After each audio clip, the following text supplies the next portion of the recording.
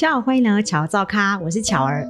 各位巧手，之前做过很有台湾味的麻酱凉面，今天呢也是一项台湾的经典美食葱烧饼。我们全家都爱吃葱烧饼，所以这一次葱烧饼呢，希望能重现记忆中的美味，吃起来咸咸甜甜，烧饼充满咬劲，里面呢塞满了甜美多汁的葱，外壳有烤到香脆的芝麻，吃完会有种好满足的感觉。这就是今天我们要来做的古早味葱烧饼。今天呢要来做中式面点，这个品项呢充满了古早味，我觉得是很多台湾人的共同记忆，它就是葱烧饼耶！我非常爱吃葱，我觉得如果你爱吃葱的话，生在台湾是一件非常幸福的事情，因为台湾的葱真的是世界级的，长得又大又甜又多汁，而且产季的时候还很便宜，难怪呢葱烧饼是很多早餐店的必备项目。那今天这款葱烧饼它的特色就是它有满满的葱，没错，你看到呢这一盆所有的葱，待会全部都要包进我们的葱烧饼。有点夸张，我知道，所以如果你没有那么爱吃葱的话呢，待会呢你可以酌量减少，都可以啦。那葱烧饼呢，这个品项其实我做了蛮多年的，这一次这个配方呢是我目前为止觉得最满意的。它的面团里面呢有加了老面，这个老面呢跟之前盐可颂的老面呢是一模一样的，所以如果那时候你有做的话呢，你的冰箱里面应该有剩，这时候你就可以立刻来做葱烧饼，是不是都帮你想好了？那葱烧饼呢，它的表面呢会有一层满满的白芝麻，刷上糖水，所以最后的口感呢是外脆内软，然后呢咸咸甜甜的，非常非常好吃。这几天呢，我们家除了早餐以外，有时候午餐跟晚餐我都会烤几个葱烧饼来吃就觉得非常的满足。好，那我们就准备开始吧。本次使用 KitchenAid 5跨 Artisan 搅拌机制作。第一次来到巧儿造咖的朋友们，欢迎欢迎，很高兴认识你。食谱配方呢会在影片下方的叙述中，或者是在我的网站上，请别担心哦。一开始来制作面团，中筋面粉、砂糖、速发酵母、盐、水、植物油跟法国老面加入搅拌缸。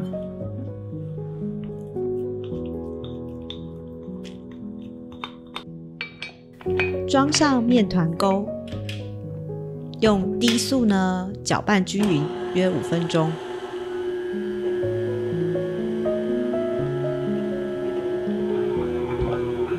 不知道你有没有发现，这次的葱烧饼是纯素 vegan 版本哦。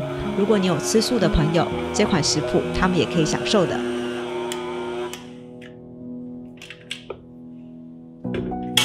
途中呢要刮缸整理面团，最好能把面团上下稍微调换一下，确认整体都有搅拌均匀。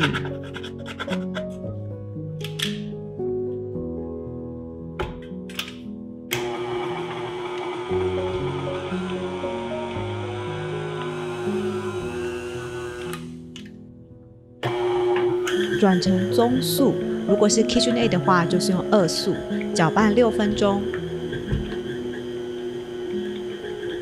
那新款的 Artisan 在搅拌面团的时候是完全不会移动的哦。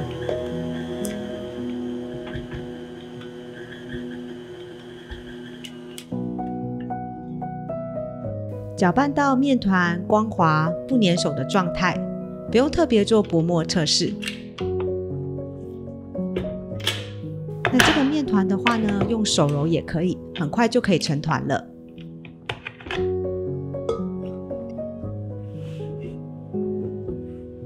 取出面团滚圆，滚圆可以帮助面团发酵。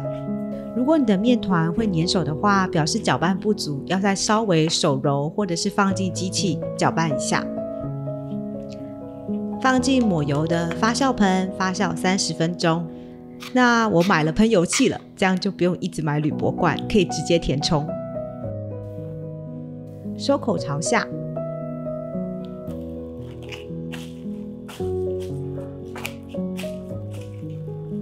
先在室温呢发酵30分钟，面团呢会稍微膨胀。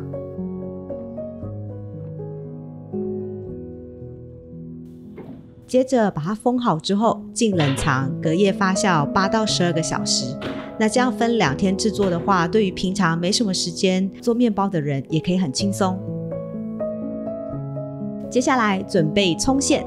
今天的葱烧饼是老板会跳楼的葱量，这么一大把葱，待会全部都要包进去。也只有夏天葱变比较便宜的季节，我才敢这么大方啦，不然冬天的话真的会很贵。如果你在台湾的话，非常羡慕你，因为台湾的葱白很长，吃起来比较甜。这边的话呢，是以葱绿为主，葱绿的味道会比较有胡椒味，吃起来呢比较呛，所以等内馅调味不用放太多白胡椒，不然整体呢会蛮辣的。把所有的葱都切成葱花。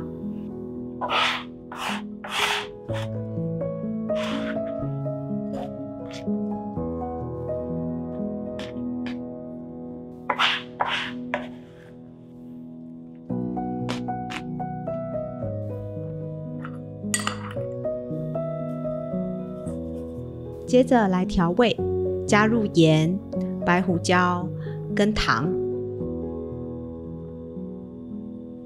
这边的话使用的是淡色的黑糖，用一般砂糖也可以。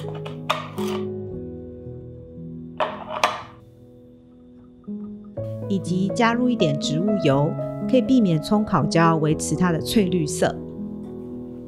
调味料的话不要太早加入，因为葱呢会出水。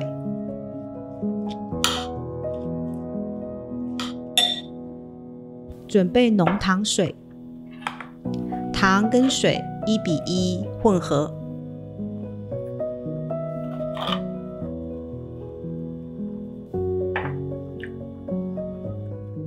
可以用微波加热，或者是放在锅子上小火煮一下，让糖溶解。煮好之后呢，冷却，待会来使用。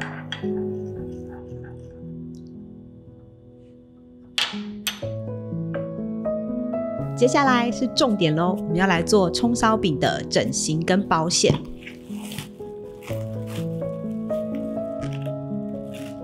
我试过蛮多种不同的包法，最后这个方式呢，是我觉得做起来最好吃也最满意的。桌上撒点手粉，面团从冰箱取出，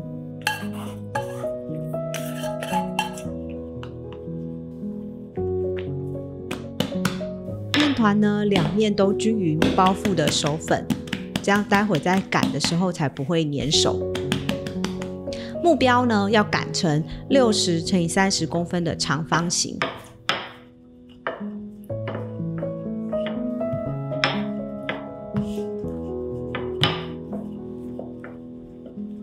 途中呢，如果面团会粘手的话，要稍微再加点手粉。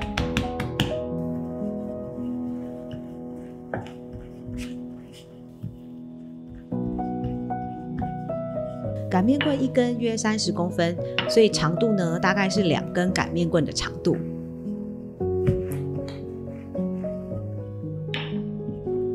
葱烧饼呢喜欢做成比较扁平的形状，因为古早的做法都是用窑烤，那窑烤的话，葱烧饼比较薄化，比较快熟。在面团的中心倒入2/3左右的葱馅。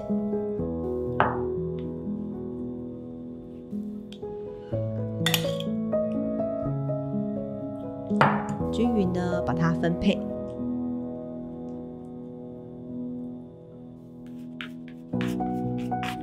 像包信封一样折法，下方的面团往中心盖住葱馅。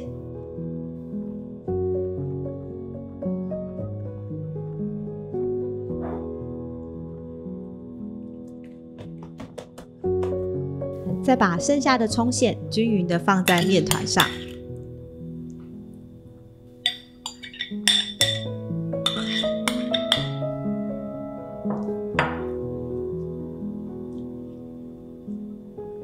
将上方1/3左右的面团折下来，包住葱馅。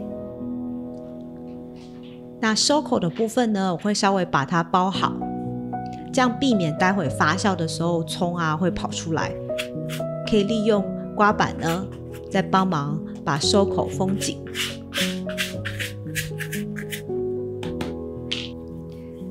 在表面撒上一点手粉。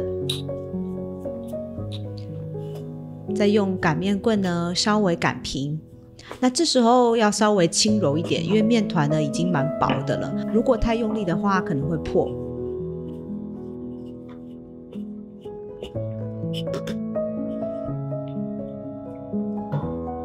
在表面上刷上刚刚做好的浓糖水。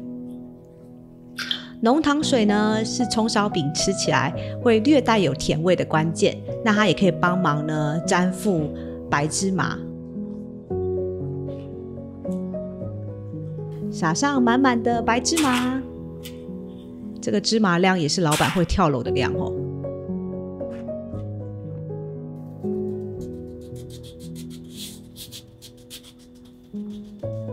稍微用手平均分布一下，确认芝麻呢都有被沾附住。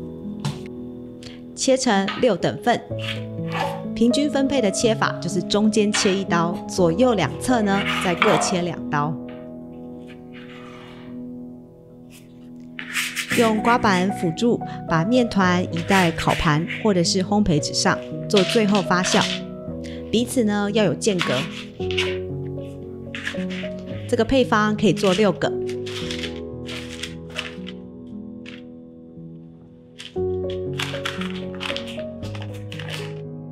可以在室温或者是进入发酵箱做最后发酵半个小时。发酵完呢，葱会稍微流一点点汁液出来，你可以选择把它吸干或直接烤也可以。发酵期间记得去预热烤箱210度。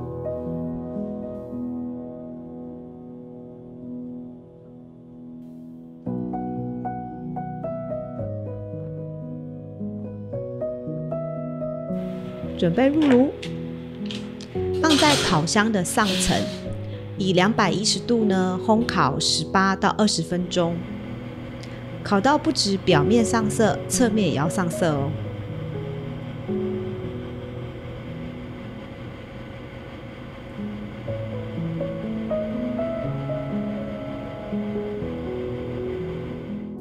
这时间看看我们家的小猫在干嘛。嗨，贝狗。烤完，室内呢会有满满的葱香，准备出炉。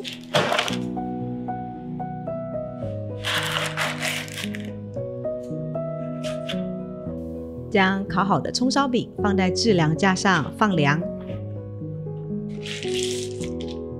加入老面的葱烧饼，面团本身呢会具有风味，但不至于抢了内馅主角葱的味道。这个配方包入超多葱的，所以吃起来非常湿润，跟表层脆脆的白芝麻有互补的口感。听听这个表面脆脆的声音，然后底部呢也会被烤得金黄酥脆。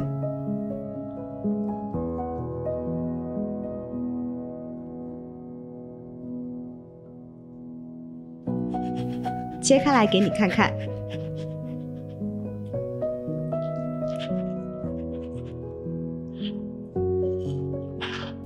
如果你跟我一样爱葱的话，看到这个画面应该会流口水吧。如果觉得本周水星逆行，诸事不顺的话，我会再加厚厚的煎蛋，用葱烧饼加蛋帮自己加油打气。准备试吃咯。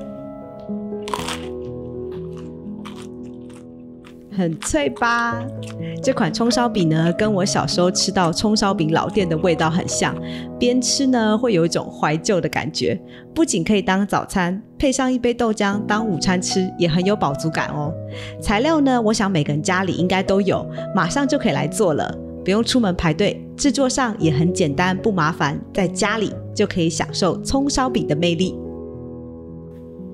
要跟大家介绍一下这次制作古早味葱烧饼的最大功臣。我没有啦，是 KitchenAid 桌上型搅拌机5跨 Artisan 的机型。首先这个颜色是他们家2020年的新色，然后呢它是雾面的蓝色，我觉得雾面系列的颜色都好美哦。然后呢它的搅拌盆有3种可以选择，透明的，然后白色的陶瓷盆，以及这个不锈钢的搅拌盆。那透明的话呢，就可以让你很轻易的看到你的面团或是面糊的状态。那白色陶瓷盆是他们家今年满100周年，品牌100周年特别推出来的这个陶瓷盆，我觉得好美哦。然后它有不同的花样呢，你可以选择。那平常其实我最常用的还是这个看起来最耐用、最轻的不锈钢搅拌盆。那 KitchenAid 的话呢，它的搅拌头有3种可以选择：球状的、桨状的跟打面团这个钩状。然后这一台的机型它是抬头型，这台机型呢它是抬头型，那使用上呢我觉得非常的方便。然后关于它呢，我最常被问到是它最多可以打几公克的面粉，它最多可以打500公克的面粉，然后一次呢大概可以做2条吐司，所以我觉得还蛮适合一般家庭的烘焙需求。关于 KitchenAid 就介绍到这边，如果你对食谱或是对机器有任何问题，都欢迎在下方留言给我。Ciao。